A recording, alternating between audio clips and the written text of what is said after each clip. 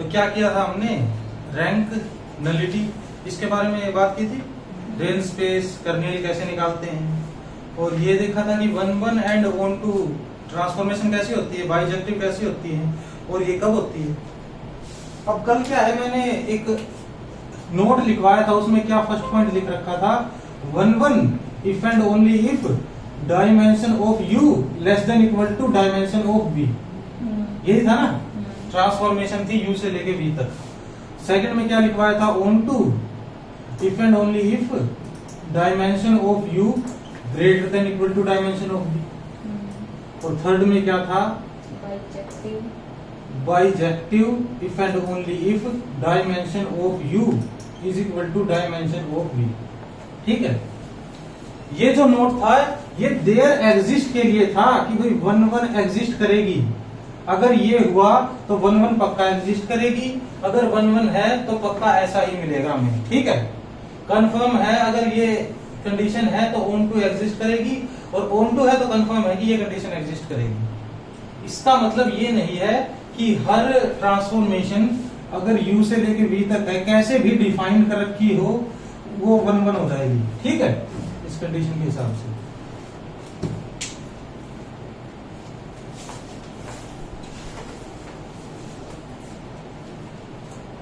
और अगर सभी के लिए करना चाहते हो आप कि सभी जितनी भी ट्रांसफॉर्मेशन है t u से लेके v तक, उनके लिए अगर नोट लिखना चाहोगे तो उनके लिए अगर ऐसे नोट लिख सकते हो, if t goes to u to v is a linear transformation then पहला t is 1-1, अगर 1-1 होगी तो इंप्लाई करेगी dimension of u less than equal to dimension of v। ठीक है, ये चीज इसको एप्पल इंप्लाई नहीं करेगी अगर जनरल बात हो रही है। t is on to implies dimension of u greater than equal to dimension of v। t is bijective implies दोनों की डायमेंशन सेम होगी।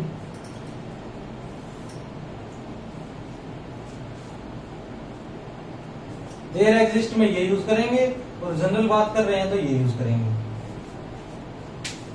और एक बात और थी ना, ये अगर dimension of u dimension of v के इक्वल आ जाती है तो या तो ये बाइजेक्टिव होगा या फिर नाइदर 1-1 नॉर ऑन-टू। इसको कैसे बताया था हमने कि भी rank of transformation plus nullity of transformation is equal to dimension of u होती है डोमेन की। अब अगर रैंक ऑफ t मैं मान लेता हूं कि n है, ये 0 है, तो 1-1 हो जाएगा ना ये, और किसी भी कंडीशन में 1-1 नहीं होगा। 1-1 के लिए थ्योरम कर रखिए, 1-1 if and only if nullity of t is equal to 0। ठीक है, दूसरी कोई कंडीशन लेंगे, अगर 0 की जगह कुछ भी लेंगे हम, अगर 1 ले लिया यहाँ पे तो n-1 आ जाएगा। ठीक है, तो ये तो ऑन-टू ना, तो ऑन-टू हुआ क्योंकि इसकी v की डायमेंशन तो चलो अभी तक पता नहीं, हमें छोड़ दो। 1-1 तो है ही नहीं है, आई बात समझ में, तो 1-1 एंड ऑन-टू तो बोल ही नहीं सकते, और n-2 हो गया, ये 2 हो गया, इस तरीके से चला, ये 0 हो गया, ये n हो गया, ऐसे हो सकता है। इन सभी कंडीशंस में तो नाइदर 1-1 नॉर ऑन-टू, और इसमें क्या है, बोथ 1-1 एंड ऑन-टू है ना, आई बात समझ में।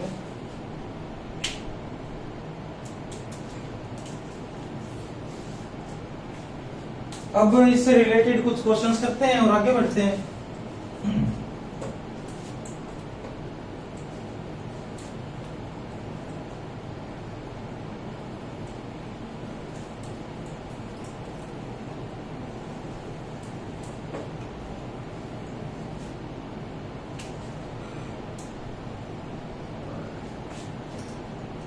क्वेश्चन देखो, अगर कोई ऐसे कह दे कि ट्रांसफॉर्मेशन t है P9R से लेकर P12R तक,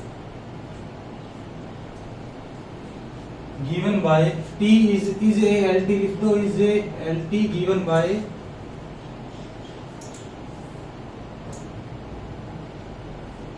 x is equal to P 2022 P double dash x plus integration 0 to x dt। अब ये क्या है, इनफाइनाइट डिफरेंस ये इंटीग्रेशन है ना ये।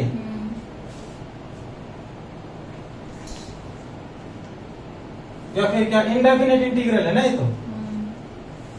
अब ये अगर मेरे को दे दिया तो मैं क्या कर सकता, ये इसमें कुछ क्या रखा है तो देख लेते हैं। देन पहला है t इज 1 दूसरा है t इज ऑन टू, तीसरा भाई रैंक ऑफ टी दे रखी है 9, रैंक ऑफ टी दे रखी है 10। अब आ जाते हैं हम, सबसे पहले तो ये बताओ कि इसकी डायमेंशन कितनी होगी। किसकी P9 की? हाँ। 10 P9 10, P12 वाले की 30। इसकी 13 है। ऑन टू हो सकता है ये, अब ये बताओ ना ऑन टू क्यों नहीं हो सकता। ऑन टू हो स्क्वायर वैसे 1 हो स्क्वायर ऑन टू हो सकता है। ऑन टू के लिए जो फ्री मैंने इमेज होनी चाहिए इसकी सारी। तो ऑन टू के लिए देखो मैंने ये लिखवाया था ना, ऑन टू है तो क्या इंप्लाई करेगा, dimension of you greater than. अब ये जो कंडीशन है ये रटने से हमारा कोई काम नहीं चलेगा, ठीक है। अगर आप ये बिल्कुल सही बता रहे हो बट क्वेश्चन में जो है वो गलत बता रहे हो तो फिर कोई फायदा ही नहीं है ना इस चीज का। तो अप्लाई तो हमको करनी पड़ेगी। ऑन टू इम्प्लाइज दिस, इसका मतलब है अगर ये ऑन टू नहीं है तो ये तो, अगर ये नहीं है तो ऑन टू तो नहीं होगा ना, ये तो नेसेसरी कंडीशन होगी ऑन टू की। यहाँ पे क्या है बताओ, ऑन टू होने के लिए या तो डोमेन की डायमेंशन बराबर हो या बड़ी हो, यहाँ पे क्या है कम है, तो 1 तो पॉसिबल है, ऑन टू तो पॉसिबल नहीं है ना। आई बात समझ में। ऐसे करके एक को डिस्कार्ड कर देंगे हम, ठीक है।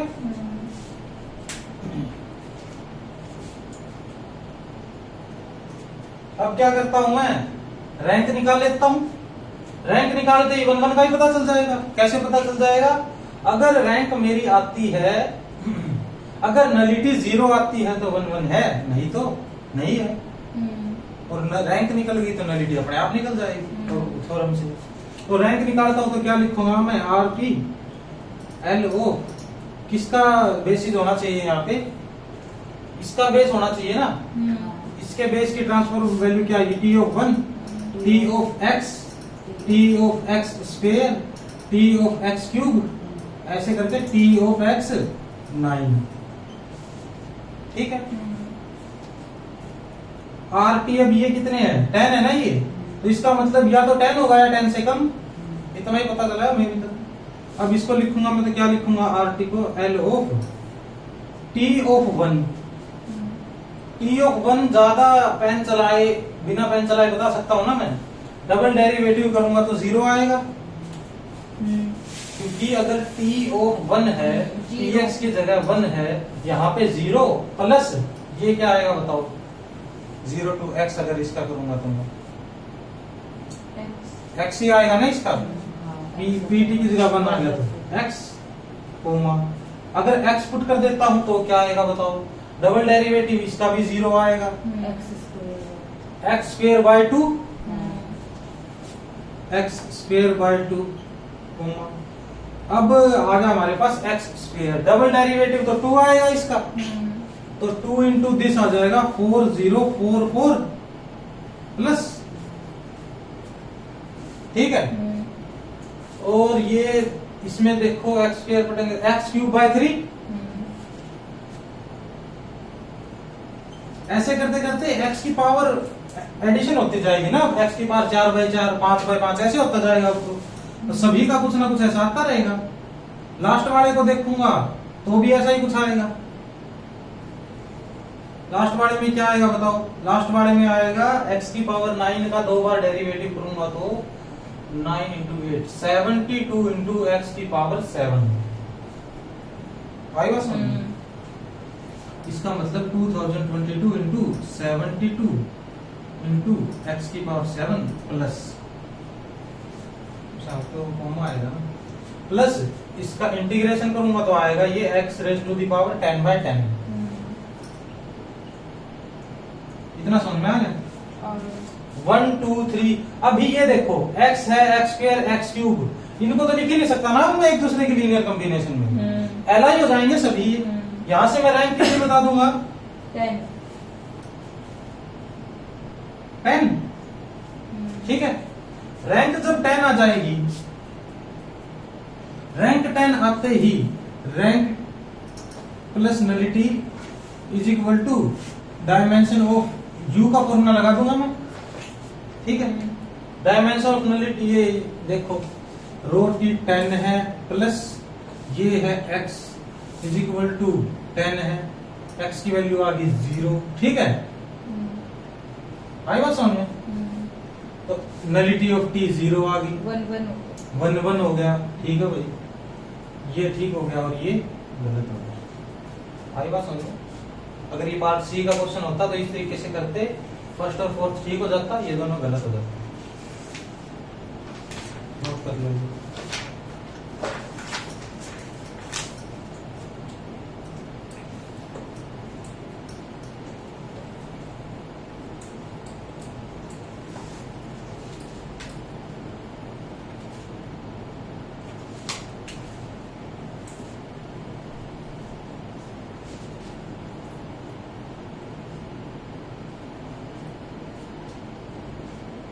अब देखो इससे मिलता जुलता क्वेश्चन आया है एक प्रीवियस ईयर में, और इससे क्या है इजी है वो, ये थोड़ा सा मुश्किल है उससे। इसका मतलब ये हो गया तो वो पक्का हो जाएगा, ठीक है। ये क्वेश्चन लिखता हूं मैं, which of the following implies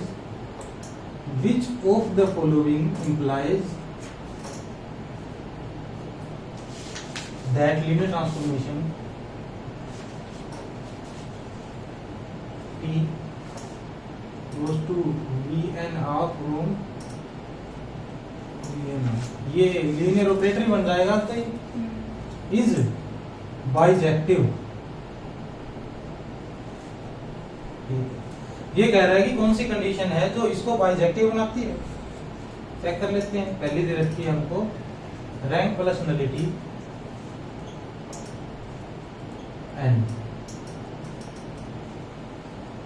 9 into rank of T plus 12 into nullity of T is equal to 9n। Third क्या दे रखी है भाई, रैंक माइनस नलिटी और n। फोर्थ दे रखी है हमें 2 रैंक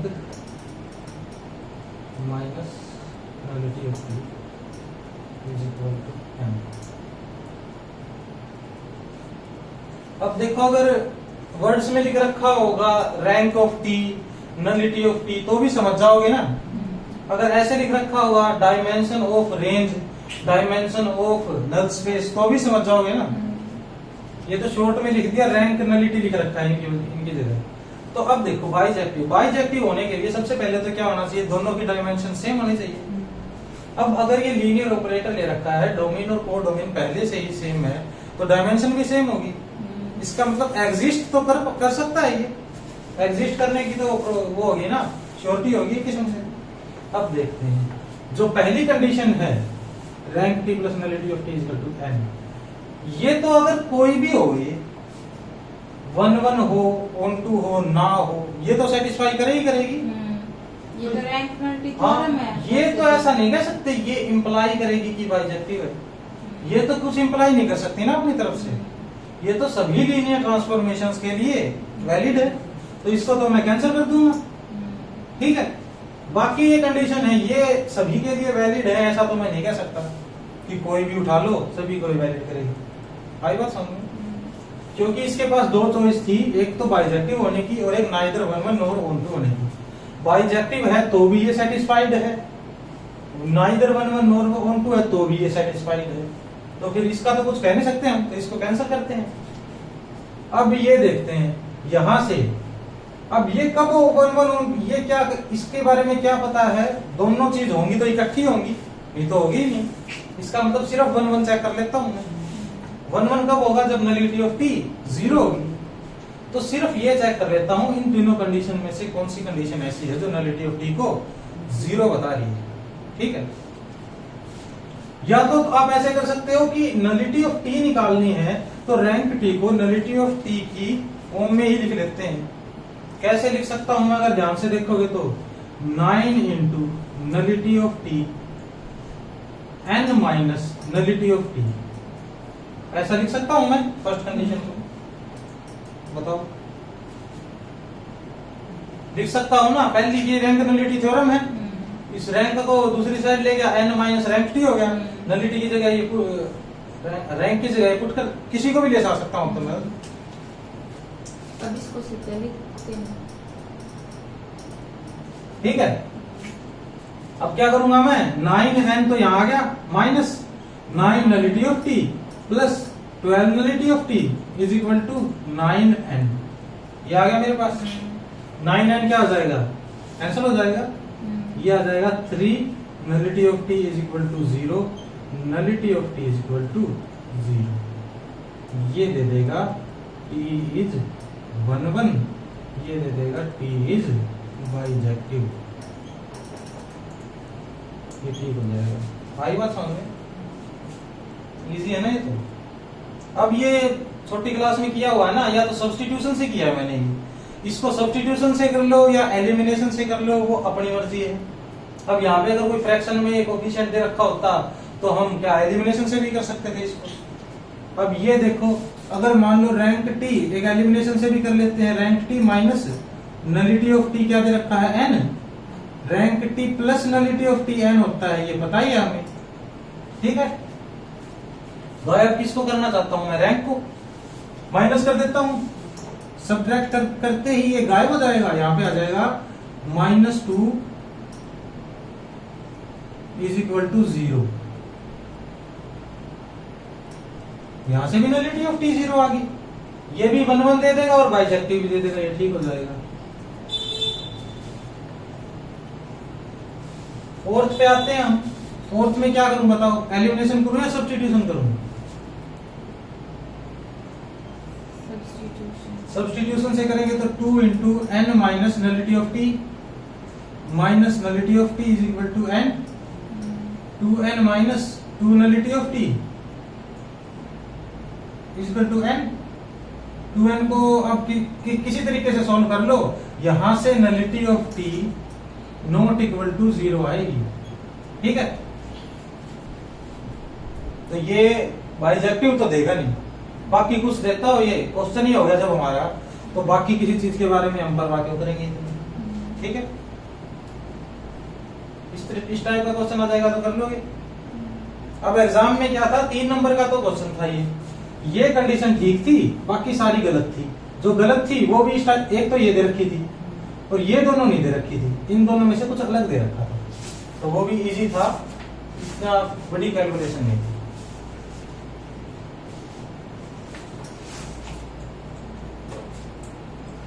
कर लोगे ये ऐसे क्वेश्चन जिसमें रैंक नलिटी का भी यूज कर रखा है और 1 1 होम भी पूछ रखा है।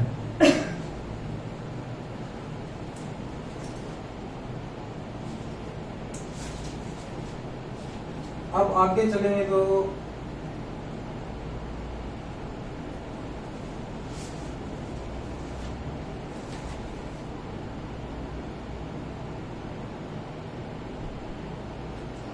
एक और क्वेश्चन देख लेते हैं हम, यहाँ पे क्या दे रखा है, if t goes to P9R to 3 cross 4R is a linear transformation such that 2 rank t minus 3 into nullity of t is equal to 0, then find 9 rank of t plus 12 nullity of t। ठीक है, अब ये क्या हो गया, ये तो बस अब इजी काम आ गया अपना। इसमें क्या करेंगे हम, एक इक्वेशन तो रैंक और नलिटी में ये है, एक इक्वेशन हमें पता है, दो इक्वेशन आने के बाद तो उसको सोल्व करने के दोनों तरीके हैं, हम कर लेंगे आराम से। ये घर से करके लाना SW काम है, ठीक है। ये रैंक प्लस नलिटी कितनी आएगी यहाँ पे, rank plus nullity is equals to 12। 12 क्यों आएगी भाई? 10 सॉरी 10 आएगी इस पे ना? बात करेंगे। ठीक है, बस ये हो जाएगा, इजीली हो जाएगा अब तो ये। तो अब लिखो, एक और डेफिनेशन लिखो, प्रोडक्ट ऑफ लीनियर ट्रांसफॉर्मेशन।